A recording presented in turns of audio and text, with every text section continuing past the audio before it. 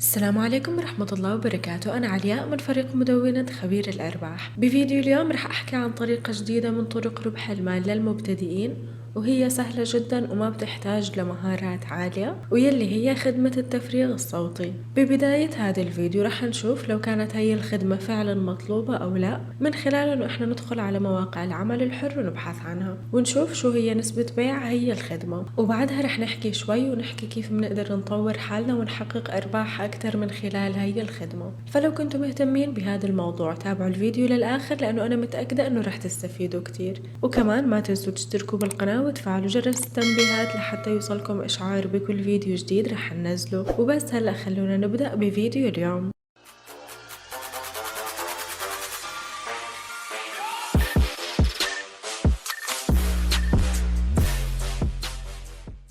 التفريغ الصوتي بكل اختصار انه احنا نحول المحتوى المسموع لمحتوى مكتوب من خلال انه احنا نكتبه كنص على وورد او على ملف تكست. وهيك الناس يلي ما تطرقوا كتير لمواقع الربح من الانترنت او العمل على الانترنت يمكن ما رح يعرفوا او ما رح يصدقوا انه في خدمة بتتقدم ويلي هي خدمة التفريغ الصوتي، وانه انتم بتقدروا تحققوا فعلا ارباح كتير كبيرة من خلالها. لكن الحقيقة انه في ناس كتير ممكن تكون مشغولة، وممكن يكونوا طلبة جامعيين ما عندهم وقت يكتبوا المحاضرات تبعهم، أو ممكن مثلا ناس مشغولين ما عندهم وقت إنهم يكتبوا نص معين، فبيبحثوا عن أشخاص لحتى يحولوا هذا المحتوى المسموع لمحتوى مكتوب. فمثلا هلأ رح أفتح موقع خمسات ورح أكتب بالبحث التفريغ الصوتي لحتى يطلع لي كل الخدمات يلي بالتفريغ الصوتي. ومثل ما أنتم شايفين رح نلاحظ إنه هون مثلا هي الخدمة تنبيعها أكثر من 8 مرات أو أكثر من 12 مرة، وكل ما ننزل رح نلاقي خدمات كتير بهذا المحتوى، وكمان إنه تم بيعها بعدد أكبر. فمثلا هي الخدمة تم بيعها أكثر من 35 مرة.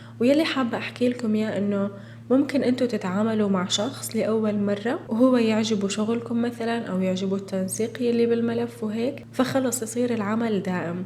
فأنتوا بهي الطريقة بتكونوا كسبتوا هذا الشخص، وبتقدروا طبعا تشتغلوا مع عملاء تانيين. وكل ما ننزل شوي لتحت رح نلاقي خدمات بهذا المجال نسبة البيع فيها جيدة، خاصة بالنسبة لموقع خمسات إنه هو موقع عربي. وهلأ بعد شوي بحكي لكم ليش أنا حكيت هي الجملة. فمثلا هي الخدمة تنبيعها 11 مرة، هي الخدمة تنبيعها 42 مرة وهيك. وهذا كان بالنسبة للخدمات يلي موجودة على موقع خمسات، وأنا متأكدة إنه لو نزلت أكتر كمان رح ألاقي خدمات نسبة بيعها أعلى وأعلى.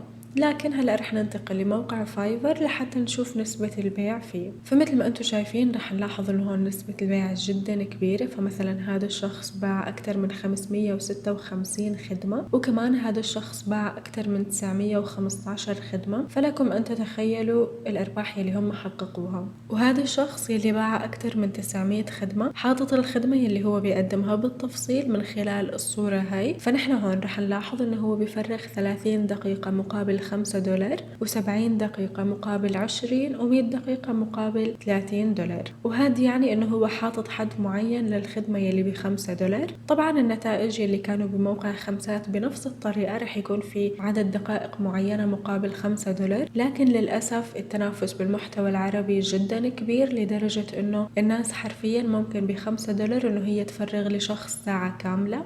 للأسف ما في تقدير كتير كبير فينا نحكي للتعب. يعني الناس عم تحاول انه هي ترفع رتبتها بشكل أسرع من خلال انه هي تعمل تخفيض كتير كبير على الخدمة يلي هي بتقدمها، بس لحتى يوصلوا أسرع أو لحتى يتعاملوا مع عملاء أكتر ويكسبوهم وهيك. هلأ رح نكمل بالخدمات يلي موجودة بموقع فايفر، بعدين حابة أحكي لكم شيء كتير مهم، فكونوا حريصين انه تكملوا الفيديو للآخر. ولما ننزل شوي لتحت رح نلاقي خدمات كتير تم بيعها أكتر من 1000 مرة.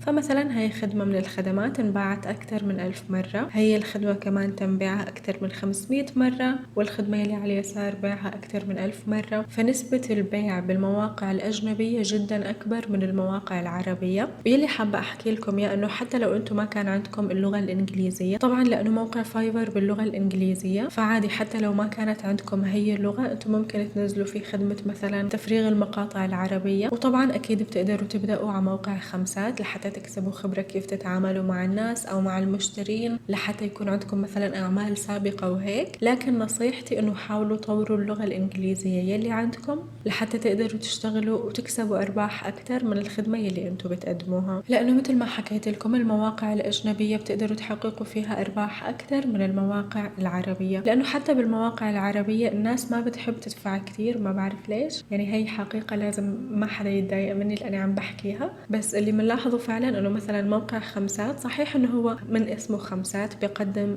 خدمات ب5 دولار، لكن الفكرة إنه إحنا بنقدر نضيف تطويرات، فالناس ما عم تحاول إنه تعلي أسعارها، دائما بتحاول تخليها مخفضة لحتى تتعرف على عملاء تانيين ويكسبوا معارف أكتر. أنا مو ضد العمل على المواقع العربية، بالعكس أنا بشتغل عليهم لأنه أساسا اللغة الإنجليزية ضعيفة عندي، لكن عم بحاول إني أطور هي اللغة لحتى شغلي ما يكون ماشي بمسار واحد، يعني لازم الواحد يتطور بمجال شغله. فمشان هيك عادي تبدأوا بموقع خمسات وتشتغلوا عليه سنة سنتين، بس بهي السنة حاولوا انه تطوروا حالكم لحتى شغلكم يتطور، سواء بتعلم لغة جديدة او بتعلم مهارة تانية او هيك. المهم بموقع فايبر كل ما ننزل لتحت رح نلاقي كمان خدمات تنبيعها اكتر من 1000 مرة، وهذا اذا بدل على شيء فهو بدل على انه هي الخدمة كتير مطلوبة بالمواقع الاجنبية والعربية. ومثل ما حكيت لكم هي ما بتحتاج مهارة عالية، يعني لو انت كانت لغتك الام هي اللغة العربية فبكل سهولة انت بتقدر تسمع الفيديو وتكتب النص اللي مكتوب ونقطة انتهى. طبعا يعني تحافظ شوي على تنسيق الملف وهيك، هذا الشيء رح يخلي العملاء ينبسطوا بالتعامل أكتر،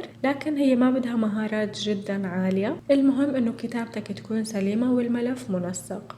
ويمكن في مهارة هيك كمان لازم تحاولوا تطوروا منها، واللي هي سرعة الكتابة. طبعا رح يكون فرق شاسع لما يكون عندكم مثلا فيديو نص ساعة بدكم تكتبوا النص يلي عم يصير فيه أو الحوار يلي داير فيه وتكون سرعتكم بالكتابة عالية، وبين إنه أنتوا سرعتكم بطيئة. فمشان هيك الأفضل إنه أنتوا تحاولوا كمان تطوروا مهارة الكتابة السريعة. فمشان هيك حابة أحكي لكم عن هذا الموقع يلي من خلاله أنتوا بتقدروا تختبروا سرعتكم بالكتابة، وكمان إنه تتعلموا تكتبوا بشكل أسرع. ما رح أحكي عنه بالتفصيل لأنه الموقع جدا سهل، لكن من خلاله أنتوا بتقدروا تمتحنوا وتشوفوا سرعتكم بالكتابة، وكمان إنه تتعلموا أو تتدربوا على إنه تكتبوا بشكل أسرع. وهذا الشيء بكل تأكيد رح يساعدكم على إنه أنتوا تطوروا مهارة التفريغ الصوتي، وإنه مثلا تخلصوا بوقت أسرع وهيك. وبس هذا كان الفيديو لليوم. آخر شيء حابة أحكي لكم نصيحة بتسوى ذهب، إنه عن جد تعلموا اللغة الإنجليزية، لأنه من خلالها بتقدروا تحققوا أرباح أضعاف الأرباح اللي أنتوا بتحققوها